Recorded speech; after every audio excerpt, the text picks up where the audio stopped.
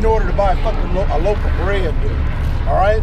Talking about having national shortages and all that stuff. All right? In a capitalist society, all right, supply and demand. Supply and demand, that's dictated a lot of times by price. What? Oh, my bad. I was just recording this. Because I've been recording this whole day. I was just recording what you were saying because it's important. If you don't mind. I like that part right there. No, I don't mind if you record. All right, I appreciate that. Right? I appreciate that. I think you're wrong. I don't think just because I like what you're saying. That's the only reason why. I don't think. But hey, you know what? I don't think it's dictated by price. If I'm wrong, could you please, by all means, like tell me? You know, but I mean, okay, yeah. All right, now check this out, okay? Number one, it's unacceptable to most Americans for you to walk into a grocery store and the shelves are bare. All right, so based on how much of a particular item, all right, that like, you know, a store is getting in or that they purchased in inventory, when they start getting low on that particular item of inventory, what do? They raise the price. That way that those who cannot afford it, they don't buy it. All right, those who can afford it, they're not really trying to spend that much on it any daggone way. So at the end of the day, what happens? All right, those who really want it really bad, they're willing to pay that price. All right, those who can't afford it, they either steal it or they just leave that shit sitting there on the daggone shelf.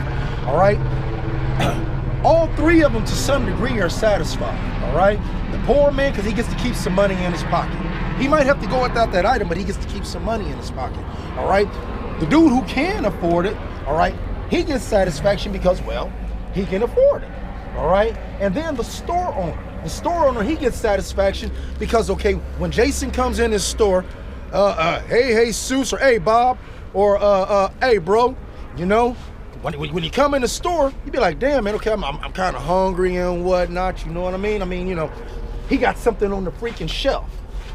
All right, in a socialist society, just like in a communist society, you have huge shortages, dude. You have huge shortages because there's no way to control the prices.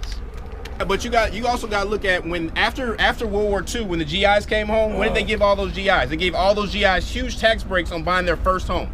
A home is the first line of wealth.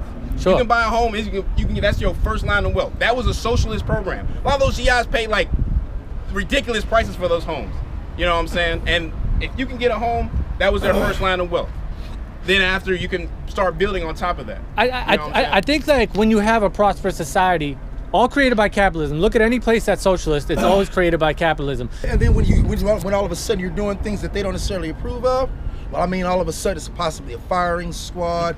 It could be the whole machete thing. Oh, they got them nice showers that they try to line up everybody to go to and stuff like that. Talking about, oh, you're gonna be all right. Here, go ahead and drop your jewelry over in this box and whatnot. Leave your shoes and whatnot. Oh, girl, you're just going to go take a shower. You'll be right back. And if you believe it, it's called the non-aggression principle. The non-aggression principle is basically, I'm not going to hurt anybody as long as they don't try to hurt me, right? Now, when you think about what a socialist does, by definition, it's kind of by force because, like, Bernie Sanders will use the guns in the prisons to take the wealth from people. Because if you didn't have guns in prisons, no one would pay taxes. So you always have to remember that. You know what I'm saying? There is aggression in it. Because people like to say, well, I'm for Bernie because I'm a humane person. But you have to remember, well, how's he going to get the money? Because he's going to use force. You just have to remember those things. How is he going to get the money? How is he going to get the money? What money? All right. Whatever money he's basically talking about redistributing. Yeah, he wants. Well, the thing is, in order for him to, enhance or create even more socialist type programs. That money's got to come from somewhere. Basically, he has to raise the taxes. He has to raise taxes. I went over there. All right. Actually, I wound up there at Balboa Park earlier this year by sheer accident. All right, and I wound up attending a Bernie Sanders whatchamacallit. All right, and I walked past one. I walked past. He had this table and it has this banner sitting on the front of us, hanging off the front of the table and whatnot, and in big bold words. All right, it didn't say nothing about no Democrat or nothing like that. It said socialist. All right, I'm like, damn. Like, something real quick, just a side comment.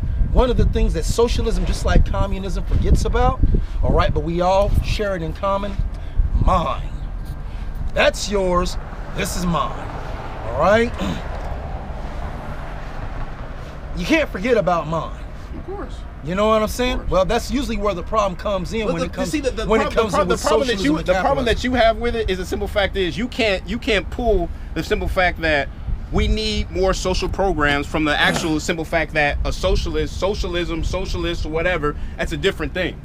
You know what I'm saying? Right now, we are a socialist society. No, we we're take not. care. No, we're not. We're a capitalist society because we're allowed to make wealth on our own. We're allowed to make wealth on our own, but we have a lot of social programs. But the wealth comes from the free market. Yeah, well, what free market? Well, whatever. Yeah, it comes mostly from the free market. Right. As far as the type of government we have, all right, we don't have a democracy. We have a representative. We have a republic, all right, which is a representative democracy. All right, because I mean, a democracy, basically, you're just dealing with mob rule. That's what you're dealing with, right? 51% tells 49%. You're going to be spending a lot of time voting, but at the end of the day, it's just going to be fucking mob rule. Yeah. So I mean, yeah. All right, it is, to me, I find it upsetting many a times that people, they call the United States a democracy because it has never been a democracy. Right. I mean, it's a representative government, also known as a republic. Yeah. Absolutely. Absolutely. Yeah.